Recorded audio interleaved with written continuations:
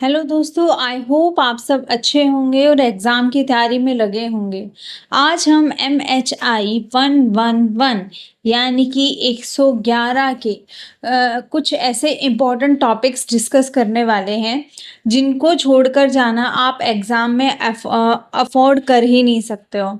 लेकिन बात ये है कि पुख्ता तौर पे कहना कि सिर्फ़ यही क्वेश्चन्स आएँगे थोड़ा मुश्किल है, क्योंकि नया पेपर है। पर हाँ, ये वो टॉपिक है जो आप छोड़कर नहीं जाओगे किसी भी हाल में। इम्पोर्टेंट है, ये आ सकते हैं आपके एग्ज़ाम में। तो शुरू करते हैं। अपना फर्स्ट टॉपिक है कि मध्यकालीन नगरीकरण के अध्ययन में मार्क्सवादी दृष्टिकोण का परीक्षण कीजिए। कई सारे दृष्टिकोण दिए हुए हैं, फिर भी मुझे लगता है मार्क्सवादी दृष्टिकोण पे क्वेश्चन बनने की संभावना थोड़ी-सी ज़्यादा है। इसमें बताएँगे कि मार्क्सवादी दृष्टिकोण में इतिहास को आर्थिक संरचना जो है ना, और उत्पादन के साधन और वर्ग संघर्ष और समाज की भौतिक स्थितियों के आधार पर समझा जाता है। मध्यकालीन नगरीकरण के अध्ययन में ये दृष्टिकोण यह देखता है कि किस प्रकार काम जो श्रम होता है ना, श्रम और जो उत्पादन हो रहा है और शोषण हो रहा है, वर्ग संघर्ष ने शहरों के विकास को प्रभावित किया। तो किस तरीके का काम होता है, उत्पादन कैसा है ना? लोगों का शोषण हो रहा है या नहीं हो रहा है, वर्ग संघर्ष है या नहीं हो रहा है, ये सब सारे एस्पेक्ट जो हैं वो शहरों के विकास को क्या करते हैं, प्रभावित करते हैं। मार्क्सवादी दृष्टिकोण के मुख्य बिंदु क्या हैं? उत्पादन के साधनों पर ध्यान। उत्पादन के साधनों जैसे भूमि हो गई, कच्चा माल हो गया, शिल्प उपकरण आदि पर किसका अधिकार था, इसका अध्ययन भी जरूरी है ना? और उत्पादन प्रणाली ने नगरीकरण को कैसे प्रभावित किया, ये भी देखा जाता है, क्योंकि जब उत्पादन ज्यादा होगा तो नगरीकरण यानी कि नगरों का विकास होगा। वर्ग संघर्ष का महत्व की बात करें तो शासक वर्ग जैसे जिसमें क्या क्या आते हैं, हमारे राजा आते हैं, सामंत आते हैं और उच्च अधिकारी आते हैं, है ना? और जिसमें और जो उत्पादक वर्ग होता है, जिसमें जो काम करते हैं, मतलब उत्पादन करते हैं, वो क्या हो गया, अपने कारीगर हो गए, अपने व्यापारी हो गए, अपने किसान हो गए। इनके बीच संघर्ष का ध्यान रखना, है ना? फिर कर वसूली और शोषण ने नगरीकरण को कैसे प्रभावित किया, इसका भी विश्लेषण करना। और शिल्प उत्पादन और बाजार व्यवस्था की बात करें तो जो मध्यकालीन शहरों में शिल्प उत्पादन नगरीकरण की क्या है, रीढ़ और कारीगरों और व्यापारियों की श्रम शक्ति के उपयोग से बाजारों और मीडिया का विकास हुआ था, है ना? तो क्या है मध्यकालीन शहरों में शिल्प उत्पादन? नगरीकरण की रीढ़ का मतलब है नगरीकरण के लिए एक महत्वपूर्ण चीज है, जिसके बिना नगरीकरण हो पाना नामुमकिन है। कारीगरों और व्यापारियों की जो श्रम शक्ति है, यानी कि उनकी जो काम करने की शक्ति है और उनकी उपयोगिता है, उससे क्या है, बाजार और मीडिया का विकास हुआ है। कर और मुद्रा व्यवस्था। कर और लगान से राज्य की आय होती थी, जिससे शहरों में निर्माण कार्य होते थे। मुद्रा व्यवस्था ने व्यापार और नगरीकरण को गति दी, है ना? कर और लगान से क्या होता था, टैक्सेस से राज्यों की आय होती थी, है ना? राजकोष में पैसा कहाँ से आता है, करों से और लगान से, जिससे क्या होता था, शहरों में जो भी चीज़ें बनवानी होती थी, सड़कें बनवानी हो या कोई सामूहिक भवन बनवाना हो या इस तरीके की चीज़ें बनवाने का काम किससे होता था, इन टैक्सेस से होता था। और मुद्रा व्यवस्था ने व्यापार और नगरीकरण को गति दी। मुद्रा व्यवस्था से क्या हो गया, व्यापार और तेजी से बढ़ने लगा। इरफान हबीब और मार्क्सवादी इतिहासकारों का योगदान क्या है इसमें? इरफान हबीब ने मुगल काल में नगरीकरण को उत्पादन और वितरण के ढांचे में समझाया। उन्होंने कहा कि जो कृषि अधिशेष है ना, वो कृषि अधिशेष कर के रूप में एकत्र कर शहरों में लाया जाता था। शहरों में शिल्प उत्पादन, व्यापार और खपत से नगरीकरण बढ़ा। उन्होंने शहरी विकास को ग्रामीण आर्थिक व्यवस्था से जुड़ा हुआ बताया। इस दृष्टिकोण की विशेषताएं देखते हैं। आर्थिक संरचना पर आधारित विश्लेषण है ये, उत्पादन और श्रम शक्ति के विकास पर जोर देता है ना, और शासक और उत्पादक वर्ग के बीच जो संबंध है उसकी भी व्याख्या करता है। नगरीकरण और सामाजिक आर्थिक संदर्भ में देखने की प्रवृत्ति है इसकी। कर और मुद्रा को शहरी विकास में महत्वपूर्ण माना है। आलोचनाएं देखें तो ये दृष्टिकोण कभी कभी राजनीतिक, सांस्कृतिक और धार्मिक कारणों की उपेक्षा करता है, यानी कि कहीं ना कहीं अनदेखी करता है। इसमें पर्यावरण और क्षेत्रीय विविधता का पर्याप्त ध्यान नहीं दिया गया। शहरीकरण के सांस्कृतिक और स्थापत्य पक्ष को गौण मानता है, मतलब ना के बराबर। नगरीकरण में विदेशी व्यापार के प्रभाव को कम करके आंकता है, मतलब विदेशी व्यापार है, ठीक है, उसको कम, बिल्कुल ना के बराबर ही उसका भी जिक्र है। अब निष्कर्ष में देखें तो मार्क्सवादी दृष्टिकोण ने मध्यकालीन नगरीकरण के अध्ययन में आर्थिक और सामाजिक ढांचे को समझने में बहुत योगदान दिया है। इस दृष्टिकोण से हमें ये जानने में मदद मिलती है कि शहर केवल राजनीतिक सत्ता के केंद्र नहीं थे, बल्कि उत्पादन, श्रम और वर्ग संघर्ष की प्रक्रिया से विकसित हुए। कैसा उत्पादन है, काम कैसा है, और वर्गों के बीच जो संघर्ष है, इन सारी प्रक्रियाओं के मिश्रण से विकसित हुआ क्या, नगर यानी कि शहर विकसित हुए। लेकिन जो नगरीकरण को पूरी तरह समझने के लिए हमें इसके साथ सांस्कृतिक, राजनीतिक और पर्यावरण और क्षेत्रीय दृष्टिकोण को भी, सारे एस्पेक्ट्स को मिलाकर देखना जरूरी है, ताकि मध्यकालीन भारतीय शहरों का पूरा चित्र हमारे सामने आ जाए। अगर हम सिर्फ एक पक्ष या दो ही पक्ष देखेंगे तो हम पूरी तरीके से नहीं समझ पाएंगे नगरों के बारे में। तो जरूरी क्या है, हमको सारे एस्पेक्ट मिलाकर समझने पड़ेंगे। आई होप आपको समझ में आ गया होगा ये टॉपिक अच्छे से। अब हम अपने अगले इम्पोर्टेंट टॉपिक की तरफ चलते हैं, वो है आधुनिक नगरों के विकास में रेलवे और सड़क परिवहन की भूमिका पर चर्चा कीजिए। तो देखो, इसके इंट्रो में लिखेंगे जो आधुनिक नगर औद्योगिकरण और उपनिवेशवाद के साथ विकसित हुए थे। किससे? औद्योगिकरण और उपनिवेशवाद के साथ। इसके विकास में रेलवे और सड़क परिवहन का महत्वपूर्ण योगदान रहा, क्योंकि इसके माध्यम से कच्चा माल और फिनिश गुड्स यानी कि तैयार वस्तुएं और लोग भी, सेवाएं और प्रशासनिक तंत्र सब तेजी से एक स्थान से दूसरे स्थान तक पहुंच सके। इसके कारण, सड़क परिवहन और रेलवे के कारण। 19वीं और 20वीं सदी में परिवहन साधनों के विकास ने नगरीकरण को गति दी। रेलवे का नगर विकास में योगदान कैसे रहा? औद्योगिक नगरों का विकास हुआ। रेलवे के कारण क्या होता था? आवाजाही आसान हो गई। कच्चा माल जैसे कपास हो गया, कोयला हो गया, लोहा वगैरह हो गया, ये सब क्या होता है, उद्योगों तक पहुंचाना में आसान था और तैयार माल को बाजारों तक पहुंचाया जाने लगा था। मुंबई, कोलकाता, मद्रास जैसे नगर औद्योगिक और व्यापारिक केंद्र बने। व्यापार और बाजार का विस्तार।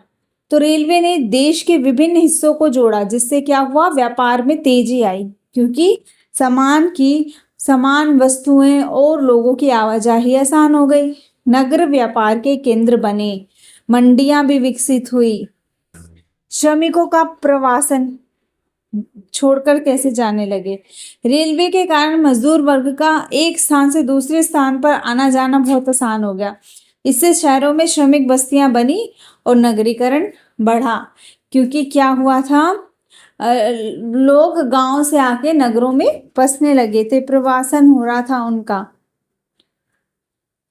प्रशासन और सैन्य नियंत्रण। रेलवे के माध्यम से प्रशासन और सेना को देश के लगभग अलग अलग क्षेत्रों में तेजी से पहुंचने में सुविधा हुई, जिससे नगर प्रशासन और नियंत्रण आसान हो गया ना। रेलवे से क्या होता था, प्रशासन बहुत जल्दी जहां उसे जाना होता था पहुंच जाते थे, जिससे क्या हो गया, प्रशासन और नियंत्रण भी आसान हो गया। संचार और नगर नियोजन। रेलवे स्टेशन के चारों ओर नगरों का विकास हो गया। नई कॉलोनीज और बाजारों का विकास हुआ रेलवे लाइन के बिल्कुल पास पास। सड़क परिवहन का नगर विकास में योगदान। नगरों के बीच संपर्क बढ़ा। सड़कों ने नगरों और ग्रामीण क्षेत्रों को जोड़ा, जिससे क्या हुआ, खाद्यान्न और अन्य वस्तुओं की आपूर्ति में मदद मिली। आंतरिक बाजारों का विकास हुआ। स्थानीय व्यापार में वृद्धि। सड़कों के माध्यम से शहरों में सब्जियां, दूध, फल और अन्य जो भी रोजमर्रा की चीजें थी वो लाना आसानी से पहुंचने लगी थी। इससे क्या हो गया था, शहरी जीवन को एक गति मिल गई थी। फिर वो उस समय का इस्तेमाल कहाँ करेंगे, अपने कामों में। श्रमिक और ग्रामीण प्रवासन। ग्रामीण लोग काम की तलाश में सड़कों के माध्यम से नगरों में आने लगे। शहरों में जनसंख्या वृद्धि और नगरीकरण की प्रक्रिया और तेज हुई। औद्योगिक क्षेत्रों का विकास। सड़कों ने कच्चा माल और तैयार वस्तुओं के परिवहन को आसान बनाया। इससे छोटे कस्बों से नगर और नगर से महानगर बनने की प्रक्रिया और तेज हुई। औपनिवेशिक शासन में रेलवे और सड़क परिवहन का उद्देश्य क्या था? तो ब्रिटिश शासन में रेलवे और सड़कों का विकास भारत के कच्चे माल को क्या करना था, बंदरगाह तक लाने और तैयार माल बाजार में पहुंचाने के लिए किया गया था। तो अंग्रेजों ने इसका जो विकास किया था वो अपने फायदे के लिए किया था, ताकि यहाँ से जो रॉ मटेरियल है वो अपने वहाँ ले जाए, उसको फिनिश गुड में चेंज करे, फिर भारी कीमत में वापस ले आए और भारत में ही बेच दें। लेकिन इसने भारतीय नगरों के विकास को भी और तेज कर दिया और मुंबई, कलकत्ता, मद्रास जैसे नगर अंतर्राष्ट्रीय व्यापार केंद्र बन गए। उदाहरण के लिए देखें तो मुंबई रेलवे और बंदरगाह के कारण कपड़ा उद्योग व्यापार का केंद्र बना। सबसे पहले सूरत था, है ना, तो सूरत में क्या होने लगा था, भारी आक्रमण होने लगे थे, तो लोग लूटपाट से डरने लगे थे, है ना। जब भारी आक्रमण हो रहे थे, कहीं पे भी उनको लूटा जा सकता था, लोग असुरक्षा महसूस करने लगे थे। तो बाद में क्या हो गया था, मुंबई व्यापारिक केंद्र बन गया था। ये मैंने सूरत के बारे में MHI-110 के बारे में भी बताया है। तो मुंबई में क्या हो गया, रेलवे और बंदरगाह के कारण कपड़ा उद्योग और व्यापार का केंद्र बन गया। फिर कलकत्ता रेलवे और सड़क नेटवर्क के कारण बंगाल और पूर्वी भारत का व्यापार केंद्र बना।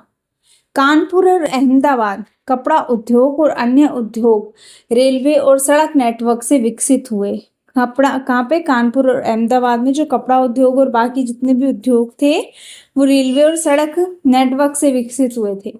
बात करें दिल्ली की, तो रेलवे और सड़क परिवहन के माध्यम से प्रशासनिक और व्यापारिक केंद्र बन गया है दिल्ली। अब इसके निष्कर्ष में लिखेंगे कि रेलवे और सड़क परिवहन ने आधुनिक नगरों के विकास में निम्न प्रकार से योगदान किया। एक तो औद्योगिकरण को तेज किया ना, औद्योगिकरण को गति दी, कच्चे माल और तैयार वस्तुओं के आवागमन को आसान कर दिया, लाना ले जाना। ग्रामीण आबादी को शहरों तक पहुंचाया गया, जिससे क्या हुआ, भारी संख्या में लोग शहरों की तरफ आने लगे काम की तलाश में। बाजारों और व्यापार के विकास में सहायक बने। नगरों में जनसंख्या वृद्धि और शहरीकरण की प्रक्रिया को तेज किया। इस प्रकार रेलवे और सड़क परिवहन ने आधुनिक भारत में नगरीकरण की प्रक्रिया को सशक्त आधार प्रदान किया और नगरों को जीवंत और गतिशील बनाया। आई होप आपको अच्छे से समझ में आ गया होगा ये टॉपिक। अब हम अपने अगले टॉपिक की तरफ चलते हैं, वो है बॉम्बे, जिसको अब मुंबई बोलते हैं, कि औद्योगिक नगर के रूप में विकास का परीक्षण कीजिए। ये केस स्टडी है ना आपने इस सिलेबस में, तो इसके बारे में जानते हैं। देखो, मुंबई जिसका पहले नाम था बॉम्बे, वो भारत के पश्चिमी तट पर स्थित है। कहाँ? पश्चिमी तट पर। ये ब्रिटिश शासन में औद्योगिक, व्यापारिक और समुद्री व्यापार के केंद्र के रूप में विकसित हुआ था, है ना। यहाँ पे क्या था, बंदरगाह था ना। प्राकृतिक बंदरगाह और औपनिवेशिक नीतियों ने इसके औद्योगिक नगर बनने में महत्वपूर्ण भूमिका निभाई थी। 19वीं और 20वीं शताब्दी में यह भारत का मुख्य औद्योगिक और व्यापारिक केंद्र बन गया था। मुंबई की औद्योगिक नगर बनने के कारण क्या थे? सबसे पहले थी इसकी भौगोलिक स्थिति। मुंबई का प्राकृतिक गहरा बंदरगाह जहाज़ों के आने जाने के लिए अनुकूल था। यह अरब सागर के किनारे स्थित था, जिससे अंतर्राष्ट्रीय व्यापार आसान हुआ। ब्रिटिश औपनिवेशिक नीति। ब्रिटिशों ने बॉम्बे को व्यापारिक केंद्र के रूप में विकसित किया। ब्रिटिश ईस्ट इंडिया कंपनी ने इसे मुख्य बंदरगाह बनाया। भारत से कच्चा माल जैसे कपास और मसाले इंग्लैंड भेजने और ब्रिटिश वस्तुओं को भारत लाने के लिए बॉम्बे का उपयोग किया गया। रेलवे और परिवहन नेटवर्क की बात करते हैं तो 1853 में भारत की पहली रेलवे लाइन मुंबई से ठाणे तक बनी। रेलवे के माध्यम से कपास और कच्चा माल बॉम्बे लाया गया। परिवहन ने व्यापार और उद्योगों के विकास में बहुत सहायता की। कपड़ा उद्योगों का विकास। 1854 में पहला कपड़ा mill Bombay spinning and weaving company स्थापित हुई। इसके बाद कई कपड़ा मिलें स्थापित हुई। पहली 1854 में हुई थी। बॉम्बे कॉटनोपोलिस कहलाने लगा, क्योंकि यहाँ पे से क्या होता था, जो कॉटन है, कॉटन का व्यापार बहुत ज़्यादा होता था। कच्ची कपास की उपलब्धता, श्रमिकों की आपूर्ति और ब्रिटिश बाजार की मांग ने इसे कपड़ा उद्योगों का केंद्र बना दिया था, इसलिए इसको कॉटनोपोलिस कहने लगे थे। श्रमिकों का प्रवासन। काम की तलाश में महाराष्ट्र, गुजरात और अन्य क्षेत्रों से लोग मुंबई आए। सस्ते श्रमिकों की उपलब्धता से उद्योगों को बढ़ावा मिला। शहर में श्रमिक बस्तियां यानी कि चौल बनी। वित्तीय और वाणिज्यिक केंद्र। मुंबई में बैंक, बीमा कंपनियां और शेयर बाजार विकसित हुए। इसे भारत का वित्तीय केंद्र बनने में भी मदद मिली। औद्योगिक नगर के रूप में मुंबई की विशेषताएं। कपड़ा उद्योग, जहाज निर्माण, तेल शोधन, केमिकल और इंजीनियरिंग उद्योगों का विकास हुआ। व्यापारी वर्ग जैसे पारसी, गुजराती और मारवाड़ी की सक्रिय भूमिका देखी गई।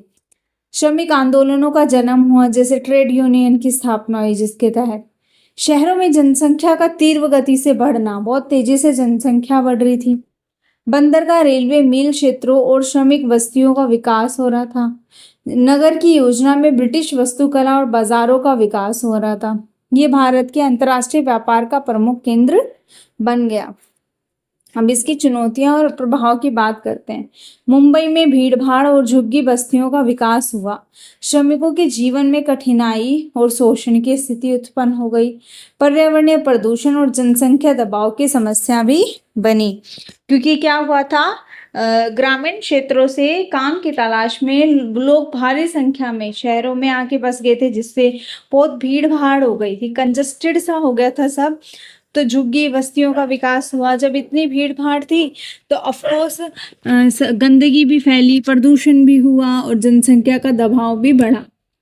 भारत के स्वतंत्रता आंदोलन में, मजदूर आंदोलन और राजनीतिक गतिविधियों में मुंबई की महत्वपूर्ण भूमिका देखी गई थी। इसके निष्कर्ष में लिख सकते हैं कि मुंबई ने 19वीं और 20वीं सदी में एक औद्योगिक नगर, कपड़ा उद्योग केंद्र, बंदरगाह और वित्तीय हब के रूप में तीव्र विकास किया। ब्रिटिश नीतियों, परिवहन नेटवर्क, कपास उद्योग और श्रमिक आपूर्ति ने इसके औद्योगिक स्वरूप को मजबूत किया। आज भी मुंबई भारत की आर्थिक राजधानी और औद्योगिक केंद्र के रूप में महत्वपूर्ण स्थान रखता है। आई होप आपको ये अच्छे से समझ में आ गया होगा। अब अगला टॉपिक हम डिस्कस करते हैं। दिल्ली सल्तनत के अधीन नगरीकरण की प्रक्रिया और विशेषताओं की चर्चा कीजिए। 16वीं और 16वीं सदी तक दिल्ली सल्तनत का शासन रहा। इस काल में राजनीतिक स्थिरता, प्रशासनिक विस्तार, व्यापार और शिल्प उत्पादन के विकास ने नगरीकरण को बढ़ावा दिया। क्योंकि लंबे समय तक शासन चला था, प्रशासन का भी, प्रशासनिक विस्तार भी था और शिल्प उत्पादन और व्यापार का यहाँ पे, इसीलिए सब कुछ क्या हो गया था, वो हो गया था, मतलब बार बार परिवर्तन नहीं आ रहा था, तो ठहराव आ गया था। कई नए नगर बसे। पहले से बसे नगरों का विस्तार हुआ और प्रशासनिक एवं व्यापारिक केंद्र के रूप में शहरों ने एक महत्वपूर्ण भूमिका निभाई। नगरीकरण की प्रक्रिया, प्रोसेस ऑफ अर्बनाइजेशन, प्रशासनिक केंद्र का विकास हुआ। इस प्रोसेस में दिल्ली, लाहौर, बदायूं, अजमेर, जौनपुर जैसे नगर प्रशासनिक और शहरी केंद्र बने।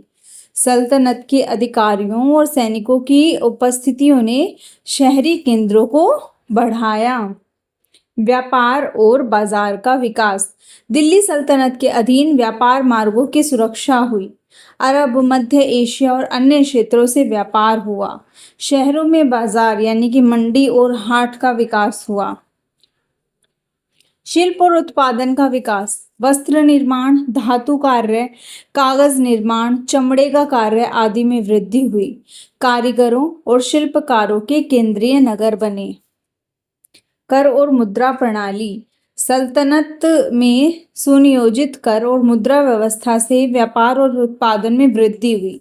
सिक्कों के चलन से क्या हो गया? बाजारों और सुदृढ़ हो गए। धार्मिक और सांस्कृतिक केंद्र। नगरों में मस्जिदें, मदरसे और कारखाने बने, जिससे धार्मिक गतिविधियां, खानकाहें। नगरों में क्या हुए?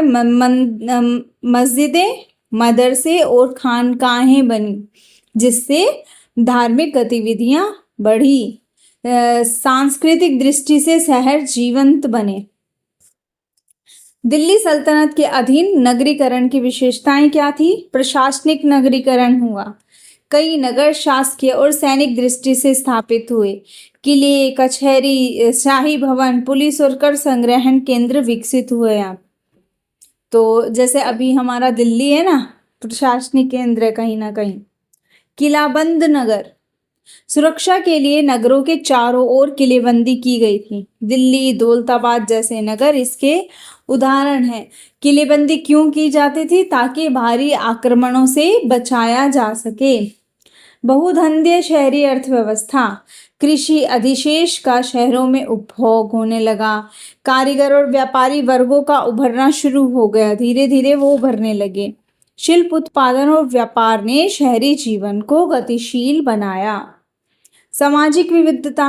नगरों में विभिन्न वर्ग और समुदाय जैसे व्यापारी, कारीगर, सैनिक, धार्मिक वर्ग निवास करते थे।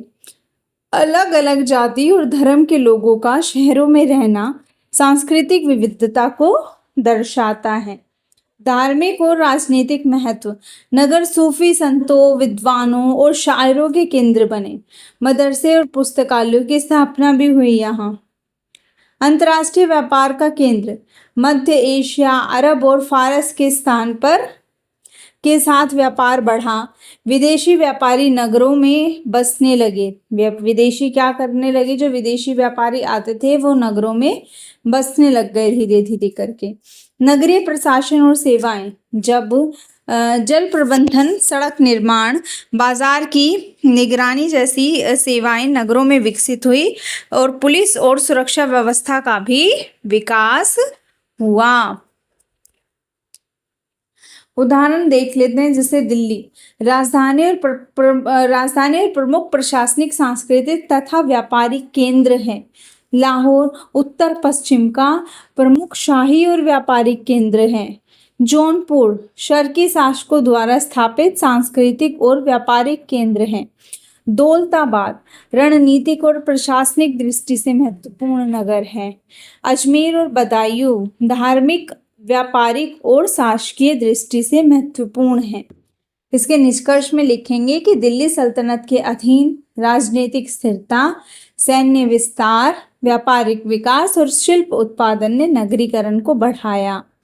नगर शासकीय, व्यापारिक, सांस्कृतिक और धार्मिक गतिविधियों के केंद्र बने। दिल्ली सल्तनत के काल में भारत में मध्यकालीन नगरीकरण को महत्वपूर्ण गति मिली, जिससे शहरी संस्कृति और अर्थव्यवस्था मजबूत हुई। आई होप यहाँ तक आप अच्छे से समझ गए होंगे। अब हम अपने अगले इम्पोर्टेंट टॉपिक की तरफ चलते हैं, वो है पोर्ट टाउन कॉम्बे यानी कि खंबात बंदरगाह। खंबात गुजरात में यानी कि कॉम्बे गुजरात में अरब सागर के किनारे स्थित एक प्रमुख मध्यकालीन बंदरगाह नगर था। कॉम्बे भी लिख के आ सकता है और खंबात भी, इसलिए दोनों याद रखना। ये 13वीं से 17वीं शताब्दी तक भारत के अंतर्राष्ट्रीय समुद्री व्यापार का महत्वपूर्ण केंद्र था। इसे गुजरात की खिड़की कहा जाता था। क्यों? क्योंकि यहाँ से सामान की आवाजाही बहुत आसान थी, बिकॉज ऑफ बंदरगाह। भौगोलिक स्थिति का महत्व। खंबात खाड़ी में स्थित होने के कारण जहाजों के आने जाने की सुविधा थी। इसके पीछे गुजरात का उपजाऊ क्षेत्र था, जहां से कपास, मसाले, अनाज आदि आसानी से लाए जा सकते थे। नर्मदा, साबरमती और तापी जैसी नदियों ने आंतरिक क्षेत्रों से माल यहाँ पहुंचाने में मदद की। खंबात का व्यापारिक महत्व। अंतर्राष्ट्रीय व्यापार केंद्र। अरब, फारस, मिस्र, चीन और यूरोपीय देशों के साथ व्यापार होता था। किसके जरिए? खंबात के जरिए। बंदरगाह, खंबात बंदरगाह ना। विदेश से घोड़े, रेशम, कीमती पत्थर, धातु आती थी और भारत से क्या जाता था? कपड़ा, मसाले, हाथी दांत, हीरे आदि जाते थे। कारीगर और शिल्प उद्योग। कपड़ा उद्योग प्रसिद्ध थे, विशेषकर महीन मलमल और रेशमी कपड़े। आभूषण, चूड़ियां, कांच की वस्तुएं, धातु के उपकरण बनाए जाते थे। जो हाथी दांत था, हाथी दांत और कीमती पत्थरों की नक्काशी का कार्य किया जाता था। उनपे क्या करते थे? बारीकी से काम करते थे, नक्काशी की जाती थी। यूनिक थे, बस हाथी का दांत तोड़ा और दे दिया। व्यापारिक समुदाय। मुस्लिम व्यापारी, पारसी, गुजराती बनिए, मारवाड़ी व्यापारी सक्रिय थे। विदेशी व्यापारी अरब और फारसी लोग थे। यह लंबे समय तक निवास कर व्यापार करते थे। खंबात का सामाजिक और सांस्कृतिक जीवन। यहाँ विभिन्न धर्मों और जातियों के लोग रहते थे, जिससे सामाजिक विविधता थी, है ना। जब अलग अलग जाति धर्म के लोग रहेंगे तो विविधता बढ़ेगी। शहर में मस्जिदें, बाजार, कारखाने, गोदाम और जहाज निर्माण स्थल थे। यह सांस्कृतिक रूप से भी समृद्ध था, जहां शिल्पकार, व्यापारी और कलाकार रहते थे। खंबात बंदरगाह नगर के विकास के कारण क्या थे?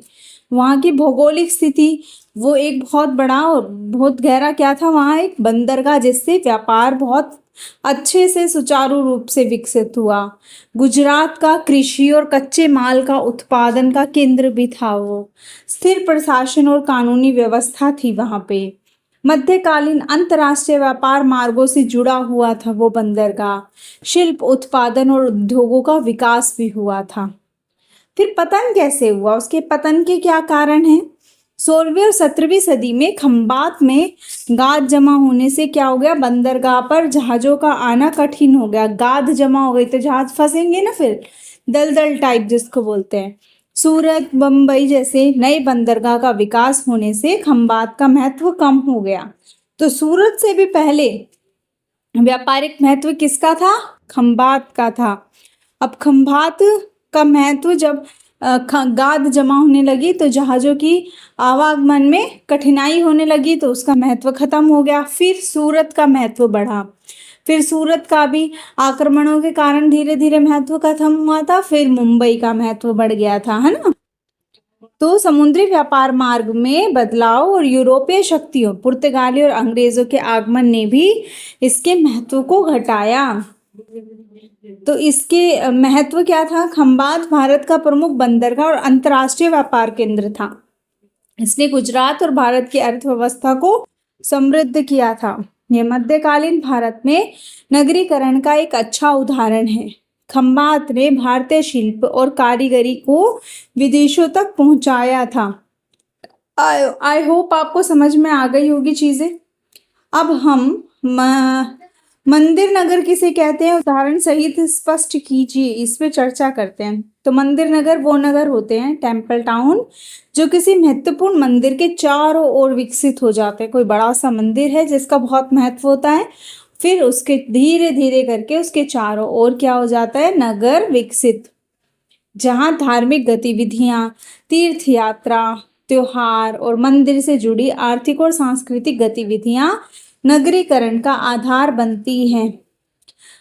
मंदिर नगर धार्मिक गतिविधियों के केंद्र होने के साथ साथ आर्थिक, सांस्कृतिक और सामाजिक गतिविधियों के भी केंद्र बन जाते हैं।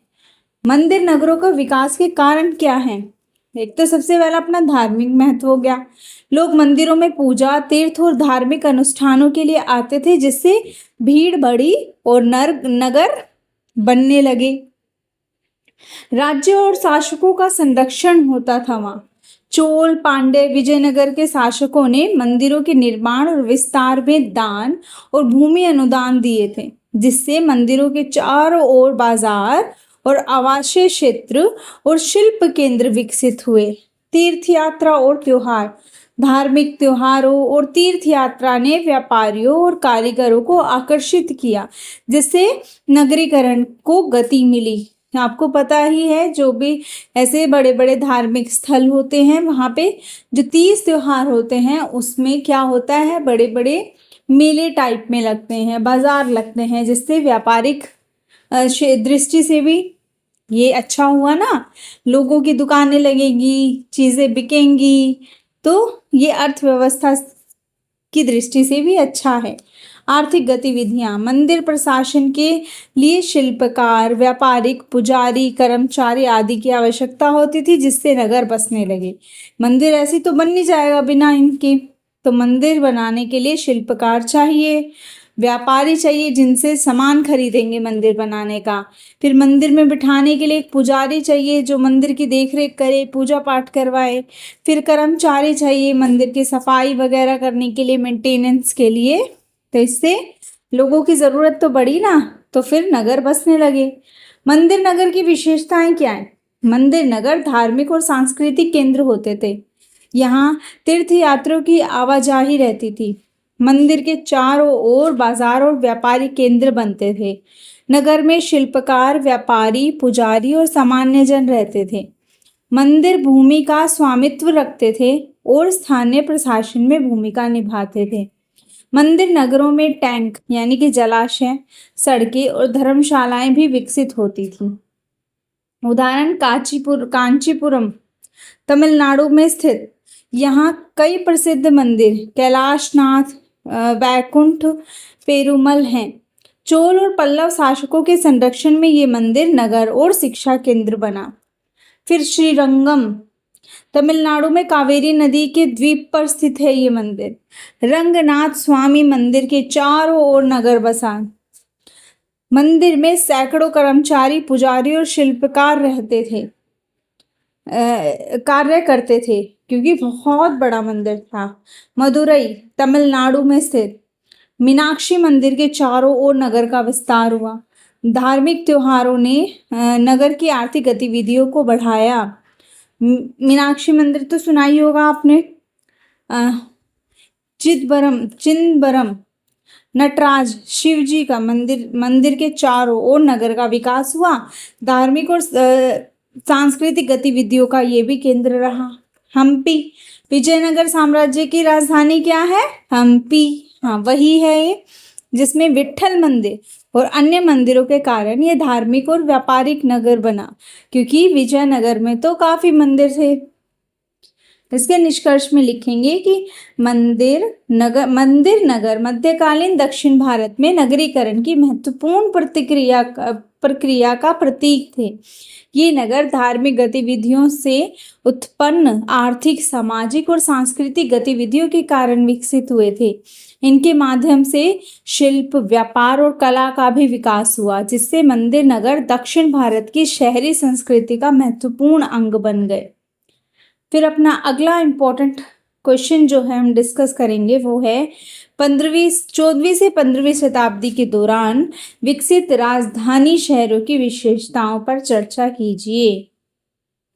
तो 14 to 15 सेंचुरी में भारत में दिल्ली सल्तनत, बहमनी, विजयनगर, गुजरात, मालवा, बंगाल जैसे क्षेत्रीय राज्यों का विस्तार हुआ था। इन राज्यों की राजधानी शहरों का विकास प्रशासनिक, सैनिक और व्यापारिक सांस्कृतिक केंद्र के रूप में हुआ था। राजधानी शहरों का विकास राजनीतिक स्थिरता और क्षेत्रीय सत्ता के प्रदर्शन का भी प्रतीक था। राजधानी शहरों के विकास के कारण क्या थे? शासन को व्यवस्थित और केंद्रीकृत करने के लिए चारों तरफ चीजें फैलाने से अच्छा है किसी एक मेन स्थल पर सारी चीजों को टिका दिया जाए, है ना। कर संग्रह करना, टैक्स कलेक्ट करना ना, प्रशासन और न्याय व्यवस्था संचालित करने के लिए टैक्स नहीं होगा तो कैसे ही पूरा प्रशासन चलेगा, क्योंकि सारा प्रशासन के लिए पैसे कहाँ से आते हैं? टैक्सेस से। सैनिक व्यवस्था और रक्षा हेतु, कोई आक्रमण कर दे तो सैनिकों की जरूरत भी चाहिए रक्षा के लिए। शाही वैभव और शक्ति प्रदर्शन के लिए भी। व्यापार और शिल्प उत्पादन को बढ़ावा देने के लिए भी। 14 to 15 सेंचुरी की राजधानी शहरों की विशेषताएं क्या थी? किलाबंदी और सुरक्षा। राजधानी शहरों के चारों ओर ऊंची दीवारें, किले और दरवाजे बनाए जाते थे। किस लिए? सुरक्षा के लिए। उदाहरण तुगलकाबाद दिल्ली में जो है, दौलताबाद, गुलबर्गा और विजयनगर। सुरक्षा के लिए चारों ओर खाई बनाई जाती थी ताकि कोई डायरेक्ट अंदर ना आ सके। प्रशासनिक केंद्र, शाही महल, दीवाने आम, दीवाने खास, न्यायालय और कार्यालय होते थे। दीवाने खास में दीवाने आम, हाँ, दो होते थे, एक दीवाने खास और दीवाने आम, जिसमें क्या होता था? प्रशासनिक कार्य होते थे, सभाएं बुलाई जाती थी, है ना। क्या बोलते हैं उसको? मह हाँ, सभाएं सजाई जाती थी। कोई भी किसी को कोई दिक्कत होती थी तो यहाँ पे क्या होता था? सुनवाई होती थी। कोर्ट बोल सकते हैं, कोर्ट, है ना, कोर्ट की तरह काम करते थे। शहर से शासन और कर संग्रह का संचालन होता था। सैनिक और घुड़सवार व्यवस्था, सैनिक छावनियां, अस्तबल और शस्त्रागार, हथियार रखने की जगह होती थी। राजधानी में सेना को तैनात रखा जाता था। धार्मिक और सांस्कृतिक गतिविधियां, मस्जिद, मदरसे, खानकाहें, मंदिर बनाए जाते थे। राजधानी शहर धार्मिक और सांस्कृतिक गतिविधियों का केंद्र होते थे। विजयनगर में मंदिर निर्माण और उत्सव प्रसिद्ध थे। व्यापार और शिल्प उद्योग, राजधानी शहरों में बाजार यानी कि मंडी विकसित हुए। कारीगर, व्यापारी, विदेशी व्यापारी, शिल्पकार वहां रहते थे। व्यापारिक गतिविधियों से नगर समृद्ध होते थे। जल प्रबंधन, तालाब, बावड़ी, कुएं और नहरें बनाई जाती थी। विजयनगर में टंक यानी कि जलाशय और नहर व्यवस्था प्रसिद्ध थी। किस लिए? जल प्रबंधन के लिए। राजधानी में रहने वाले लोगों और सेना के लिए पानी का प्रबंधन किया जाता था। जल प्रबंधन के द्वारा ही तो प्रबंध होता था, टैंकों के द्वारा, नहरों के द्वारा। शहरी जीवन और जनसंख्या, राजधानी शहरों में शासक वर्ग, अधिकारी, व्यापारी, कारीगर और मजदूर वर्ग रहते थे।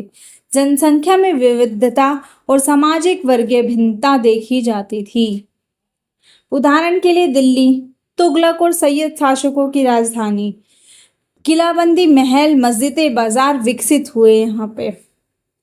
तुगलक और सैयद शासकों की राजधानी थी। विजयनगर हरिहर और बुक्का द्वारा स्थापित था।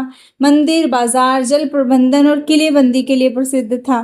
शिल्प, व्यापार और सांस्कृतिक गतिविधियों का केंद्र भी था। गुलबर्गा बहमनी साम्राज्य की राजधानी, किला, मस्जिदें और प्रशासनिक केंद्र के लिए फेमस था। जौनपुर शर्की शासकों की राजधानी, मस्जिदें, शाही इमारतें और बाजार का विकास हुआ। इसके निष्कर्ष में लिखेंगे कि 14 to 15 सेंचुरी में विकसित राजधानी शहर शासन और प्रशासन के केंद्र बने, किलाबंदी और सुरक्षा युक्त रहे, धार्मिक और सांस्कृतिक गतिविधियों के केंद्र बने, व्यापार और शिल्प के कारण आर्थिक दृष्टि से समृद्ध हुए। इन शहरों में जल प्रबंधन और सार्वजनिक निर्माण कार्यों का विकास हुआ। आई होप आपको समझ में आ गया होगा। फिर अपनी अगली केस स्टडी है पांडिचेरी, पुदुचेरी जिसको आप बोलते हैं, हम उसके बारे में डिस्कस कर लेते हैं। पांडिचेरी जिसको आप पुदुचेरी कहते हैं, भारत के पूर्वी तट पर स्थित एक महत्वपूर्ण उपनिवेशिक बंदरगाह नगर है। वहां पे क्या बंदरगाह नगर था? वहां पे क्या था? बहुत बड़ा बंदरगाह। यह 17वीं सेंचुरी में फ्रांसीसी औपनिवेशिक केंद्र के रूप में विकसित हुआ। यहाँ फ्रांसीसी संस्कृति और भारतीय संस्कृति का मिश्रण दिखाई देता है। पांडिचेरी व्यापार, प्रशासन और सांस्कृतिक केंद्र के रूप में प्रसिद्ध रहा। पांडिचेरी का औपनिवेशिक विकास, प्रारंभिक इतिहास। पांडिचेरी का नाम तमिल शब्द पुदुचेरी नहीं मतलब नया गांव से निकला। ये पहले चोल और पांड्य राजवंशों के अधीन था।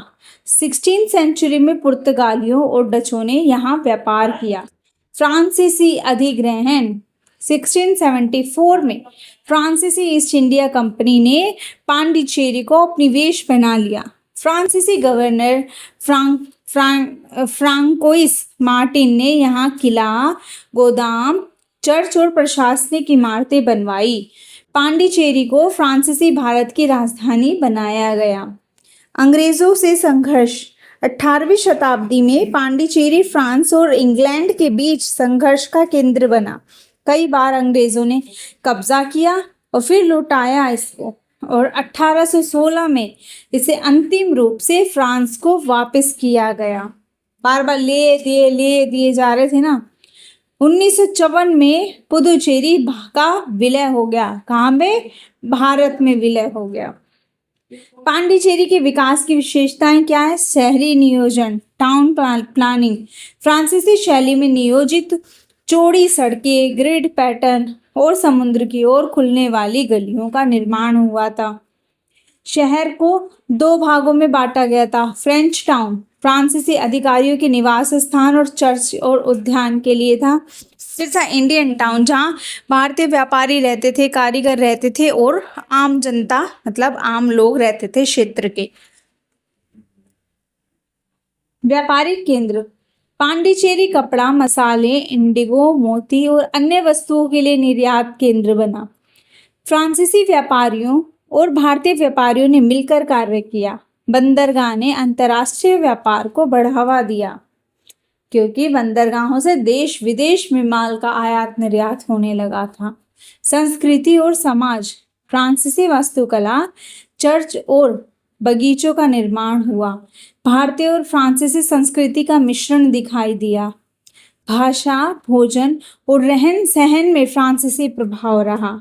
औपनिवेशिक प्रशासन और भारतीय समाज की संरचना साथ साथ विकसित हुई। धार्मिक और शैक्षिक विकास, चर्च, मिशनरी स्कूल और पुस्तकालयों की स्थापना हुई। तो मिशनरियों ने शिक्षा और स्वास्थ्य सेवाएं शुरू की। पुदुचेरी का महत्व क्या? फ्रांसीसी उपनिवेशिक सत्ता का प्रमुख केंद्र बना था। पुदुचेरी भारत में विलय तो बाद में हुआ ना। भारतीय और यूरोपीय व्यापार संबंधों का महत्वपूर्ण बिंदु है। औपनिवेशिक वास्तुकला और नियोजित शहरी विकास का उदाहरण है। फ्रांसीसी संस्कृति और भारतीय संस्कृति में मेल का प्रतीक है।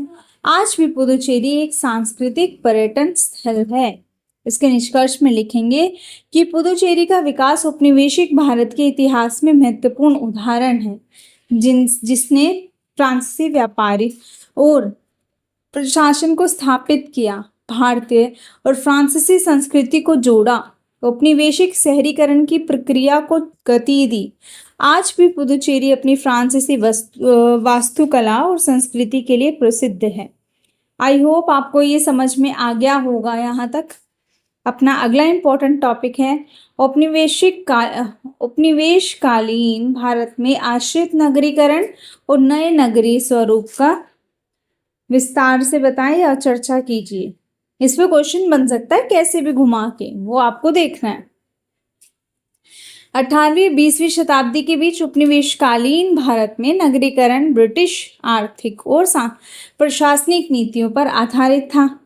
इसे आश्रित नगरीकरण कहा जाता है, क्योंकि भारतीय नगर ब्रिटिश व्यापार, शासन और आर्थिक हितों पर निर्भर हो गए थे। क्योंकि ये ब्रिटिशर्स का जाल ही था, उन्होंने इस तरीके से फंसाया था भारत को कि भारत की निर्भरता ही उनके व्यापार पर हो गई थी आश्रित। इस काल में नए प्रकार के नगर भी विकसित हुए, जिन्हें न्यू अर्बन फॉर्म्स कहा जाता है, जैसे बंदरगाह नगर, रेलवे नगर, छावनी नगर आदि। आश्रित नगर क्या था? ब्रिटिश औद्योगिक क्रांति के बाद भारत को कच्चे माल के स्रोत और तैयार माल के बाजार के रूप में विकसित किया गया है ना। अंग्रेज क्या करते थे? भारत से कच्चा माल लेते थे, फिर उसको अपने देश में गुड्स में, फिनिश गुड्स में चेंज कर देते थे, मतलब तैयार माल में, और फिर ऊंचे दामों पे वो वस्तुएं भारत में ही बेचते थे। भारत में नगर ब्रिटिश व्यापार, कर संग्रह और प्रशासनिक गतिविधियों के केंद्र बने। भारतीय नगरों का विकास स्वतंत्र आर्थिक गतिविधियों के बजाय ब्रिटिश हितों के लिए किया गया। भारतीय उद्योग और शिल्प समाप्त हुए और कच्चा माल निर्यात होने लगा। इस कारण नगरीकरण आश्रित हो गया, क्योंकि यह ब्रिटिश पूंजीवादी व्यवस्था पर कहीं ना कहीं निर्भर था। नए नगरीय स्वरूप क्या थे? बंदरगाह नगर, जैसे कोलकाता, बॉम्बे, मद्रास। यहाँ से कपास, चाय, मसाले, अफीम, जूट आदि का निर्यात होता था। इन नगरों ने ब्रिटिश साम्राज्य के व्यापार को बढ़ाने में भूमिका निभाई। रेलवे नगर, रेलवे के विस्तार के साथ नए रेलवे स्टेशन और नगर बसे। रेलवे लाइनों से कच्चे माल की ढुलाई आसान हो गई। उदाहरण झांसी, मुगल सराय और अलीगढ़ में जो रेलवे स्टेशन बने। छावनी नगर, ब्रिटिश सेना के रहने के लिए विकसित नगर बनाए गए। आम जनता और सैनिक क्षेत्र अलग होते थे। उदाहरण मेरठ, अंबाला और पुणे। प्रशासनिक नगर, ब्रिटिश शासन के लिए नए प्रशासनिक नगर विकसित हुए। उदाहरण शिमला, ग्रीष्मकालीन राजधानी, नागपुर और लखनऊ। पर्वतीय नगर, स्वास्थ्य और जलवायु के लिए हिल स्टेशन विकसित किए गए। उदाहरण दार्जिलिंग, मसूरी, शिमला, ऊटी आदि। ब्रिटिश अधिकारी यहाँ गर्मियों में रहते थे। विशेषताएं, नगर ब्रिटिश व्यापार और प्रशासन के केंद्र बने। भारतीय नगर ब्रिटिश अर्थव्यवस्था के पूरक बने। भारतीय शिल्प उद्योग नष्ट हुआ और मजदूर वर्गों का शहरों में आगमन हुआ। नगरों में अंग्रेज और भारतीयों के बीच आवास और जीवन शैली में विभाजन रहा। नगरीकरण का लाभ भारतीय जनता को कम और अंग्रेजों को अधिक हुआ। नगरों में नई श्रेणियां जैसे वकील, बाबू, क्लर्क आदि का विकास हुआ। इसके निष्कर्ष में लिखेंगे कि उपनिवेशकालीन भारत में नगरीकरण स्वतंत्र नहीं था, बल्कि ब्रिटिश औपनिवेशिक हितों पर निर्भर था। नए नगरीय स्वरूपों ने भारत की पारंपरिक नगरीय संरचना को बदल दिया। इसने भारतीय समाज और अर्थव्यवस्था के नए वर्ग और समस्याएं उत्पन्न की। यह नगरीकरण ब्रिटिश साम्राज्यवाद का एक उपकरण बन गया। आई होप आपको ये समझ में आया होगा अच्छे से। अपना अगला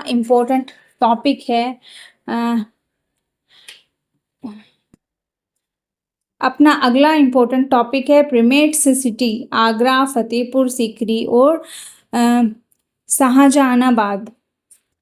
क्या होती है ये प्रीमेट्स सिटी? प्रीमेट सिटी वे प्रकार पता है क्या होती है? बड़े बड़े नगर होते हैं जो व्यापारिक रूप से बहुत समृद्ध होते हैं, है ना। ऐसे बड़े नगर होते हैं जो किसी साम्राज्य क्षेत्र के राजनीतिक, प्रशासनिक और आर्थिक साथ साथ सांस्कृतिक केंद्र भी होते हैं। ये नगर अन्य नगरों की तुलना में आकार में भी बड़े होते हैं। इनमें जनसंख्या भी ज्यादा रहती है और इनके प्रभाव भी कहीं ना कहीं सबसे ज्यादा अधिक होते हैं। उदाहरण के लिए मुगल काल में आगरा, फतेहपुर सीकरी और शाहजहानाबाद, ये आगरा, फतेहपुर सीकरी और शाहजहानाबाद तीनों ही बहुत बड़े, जनसंख्या में बहुत अधिक, सांस्कृतिक, धार्मिक और राजनीतिक रूप से बहुत समृद्ध क्षेत्र थे। मुगल काल में प्रीमेट सिटी का महत्व क्या था? शाही शक्ति और वैभव का प्रतीक थे ये। राजनीतिक और प्रशासनिक केंद्र भी था यहाँ पे।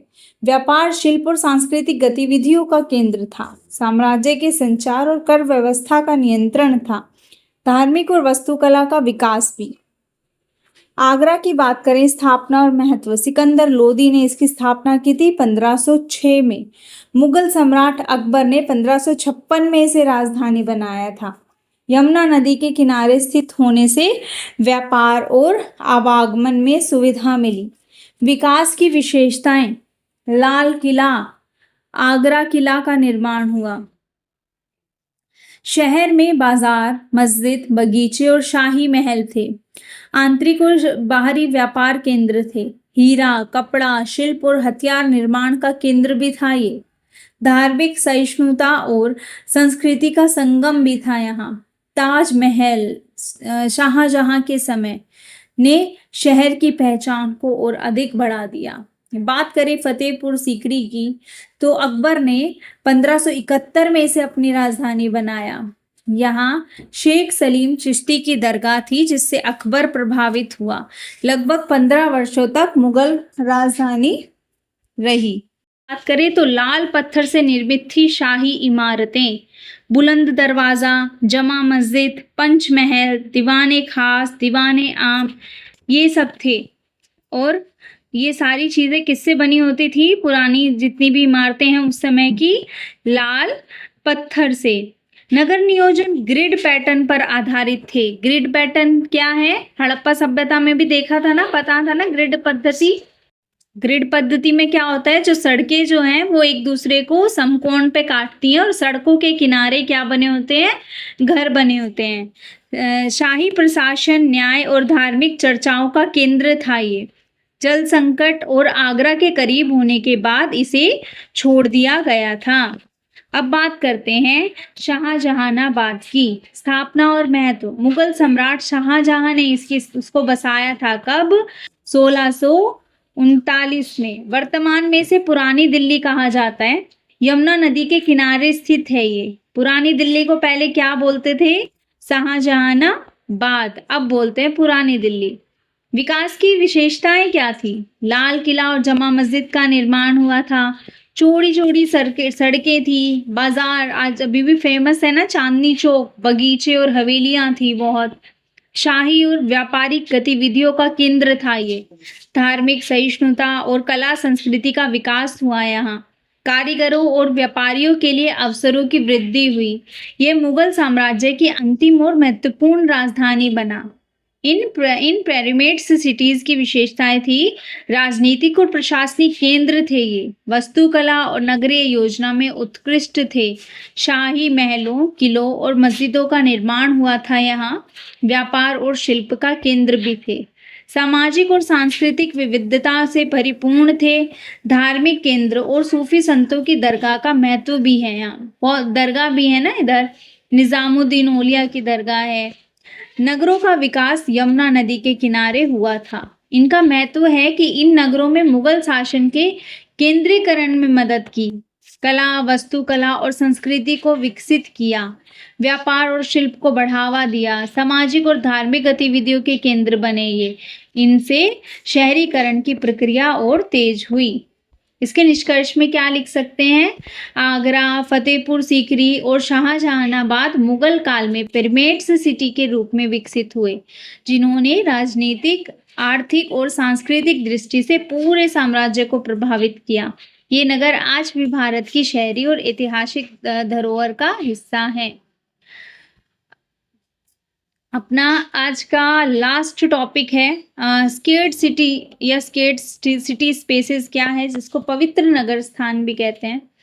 वे नगर होते हैं जो धार्मिक कारणों से विशेष महत्व रखते हैं। इन शहरों में मंदिर होते हैं, दरगाह होती हैं, तीर्थ स्थल होते हैं बड़े बड़े, और बड़े बड़े धार्मिक मेले भी लगते हैं यहाँ। लोग यहाँ धार्मिक अनुष्ठानों के लिए आते हैं, स्नान करने, पूजा करने, है ना। उर्स होता है, उत्सव होते हैं, ये सब मनाने के लिए लोग यहाँ इकट्ठे होते हैं बहुत बड़ी संख्या में। ये शहर धार्मिक, आर्थिक और सांस्कृतिक गतिविधियों का केंद्र भी है। अब जैसे अजमेर की बात कर लेते हैं। पवित्रता का कारण क्या है? अजमेर में ख्वाजा मोइनुद्दीन चिश्ती की दरगाह है। ये दरगाह हिंदू और मुस्लिम दोनों समुदायों के लिए आस्था का केंद्र है। उर्स के दौरान देश भर से श्रद्धालु यहाँ आते हैं, उर्स भरते हैं, बड़े बड़े मेले लगते हैं, तो आर्थिक दृष्टि से भी परिपूर्ण हो जाता है। विशेषताएं हैं कि अजमेर में हिंदू और मुसलमान दोनों संस्कृति का संगम दिखता है। यहाँ आने वाले यात्रियों के लिए बाजार, धर्मशाला, खान पान की दुकानें विकसित हुई, क्योंकि जब ऐसे ऐसे क्षेत्र होते हैं तो आसपास क्या होती है, दुकानें लगनी स्टार्ट होती हैं, मेले लगने स्टार्ट हो जाते हैं। सूफी परंपरा और लोक आस्था का भी केंद्र है ये। बनारस, वाराणसी, काशी, बनारस, इनकी बात करें तो पवित्रता का कारण क्या है? भगवान शिव का नगर माना जाता है इसको। गंगा नदी के किनारे स्थित है। यहाँ पवित्र स्नान होते हैं, पूजा होती है, अंतिम संस्कार भी होते हैं और पिंडदान भी किए जाते हैं। बनारस इस काम के लिए बहुत फेमस है। हिंदुओं का मोक्ष प्राप्ति का स्थल मानते हैं बनारस को। विशेषताएं देखें तो घाट, घाट है यहाँ पे, मणिकर्णिका, हरिश्चंद्र आदि आदि धार्मिक गतिविधियों के केंद्र हैं। धार्मिक शिक्षा का केंद्र भी है ये। यहाँ संस्कृत शिक्षा और विद्या परंपरा विकसित हुई। वाराणसी में पूरे साल धार्मिक पर्व मनाते हैं, स्नान चलते हैं, काशी यात्रा होती है, दीपदान किए जाते हैं, ये सब कार्यक्रम यहाँ चलते ही रहते हैं। यहाँ आने वाले यात्रियों के लिए बाजार हैं, घाटों के पास धर्मशालाएं हैं रुकने के लिए, साधु सन्यासी जो आते हैं, तीर्थ पुरोहित भी सक्रिय रहते हैं, यहाँ आते ही रहते हैं। यहाँ का सांस्कृतिक जीवन और संगीत भी धार्मिकता से जुड़ा हुआ है। सब भजन वजन यहाँ पे होते हैं। पंढरपुर की बात करें तो ये क्यों फेमस है, पवित्र स्थल क्यों मानते हैं इसको? ये महाराष्ट्र का एक प्रमुख तीर्थ स्थल माना जाता है। यहाँ पे भगवान विट्ठल, जिसको विठोबा भी कहते हैं, और रुक्मणी देवी का प्रसिद्ध मंदिर है। वार्षिक आषाढ़ी एकादशी यात्रा, वारी जिसको बोलते हैं, में लाखों लोग पैदल चलकर पंढरपुर पहुंचते हैं। विशेषताएं क्या है? पंढरपुर में भक्तों का वारी यानी कि पैदल यात्रा होती है, भजन कीर्तन होते हैं, और परंपरा विशेष रूप से देखी जाती है कि वो भजन कीर्तन करते हुए क्या करते हैं, पैदल यात्रा करते हैं। कहाँ तक? पंढरपुर तक। पंढरपुर में जो मंदिर है वहां तक। वारकरी संप्रदाय, संत तुकाराम, संत ज्ञानेश्वर आदि की परंपराएं यहाँ मजबूत हैं। भीड़ और तीर्थ यात्रियों का कारण स्थानीय अर्थव्यवस्था और बाजार सक्रिय रहते हैं। इतने लोग आते हैं तो बाजार चलते ही रहते हैं यहाँ पे। यहाँ भक्ति आंदोलन की जीवंत परंपरा देखी जाती है। इन पवित्र नगरों की जो समानता है वो ये है कि धार्मिक आस्था के बड़े केंद्र हैं, सारे के सारे। यहाँ पे वार्षिक उत्सव होते हैं, धार्मिक यात्राएं होती है, बाजार लगते हैं, धर्मशालाएं हैं। आर्थिक गतिविधियां जो है वो तीर्थ यात्रा के कारण विकसित होती हैं। लोग इतनी यात्राएं करेंगे तो उनको फिर दैनिक जीवन के लिए सामान भी चाहिएगा। सामाजिक और सांस्कृतिक गतिविधियों के केंद्र बन जाते हैं ये। धार्मिक मेलजोल और बहुलतावाद की संस्कृति भी यहाँ पनपती है, क्योंकि पता नहीं कहाँ कहाँ से लोग आते हैं, अलग अलग भाषाएं बोलते हैं, लेकिन फिर भी वो जुड़े होते हैं किससे? संस्कृति से, धर्म से, आस्था से। इसके निष्कर्ष में लिख सकते हैं कि अजमेर, बनारस और पंढरपुर जैसे स्केर्ड सिटी स्पेसेस यानी कि धार्मिक स्थल भारत की धार्मिक संस्कृति, विविधता, तीर्थ यात्रा, परंपरा, नगर विकास और आर्थिक गतिविधियों का अद्भुत उदाहरण प्रस्तुत करते हैं। इन नगरों के कारण धार्मिक पर्यटन, सांस्कृतिक आदान प्रदान और लोक परंपराओं का संरक्षण होता है, और ये नगर आज भी आस्था के महत्वपूर्ण केंद्र बने हुए हैं। तो आई होप ये सारे क्वेश्चंस आपको समझ में आ गए होंगे। बहुत इजी लैंग्वेज में थे, इनको ध्यान से पढ़ लेना, इनको तो छोड़ के जाना ही नहीं है। वीडियो अच्छी लगी हो तो चैनल को लाइक, शेयर और सब्सक्राइब कर देना। साथ में बेल आइकन पर भी प्रेस करना ताकि आने वाले वीडियो की नोटिफिकेशन आपको मिलती रहे। देखते रहे जीके बैंक। Thank you.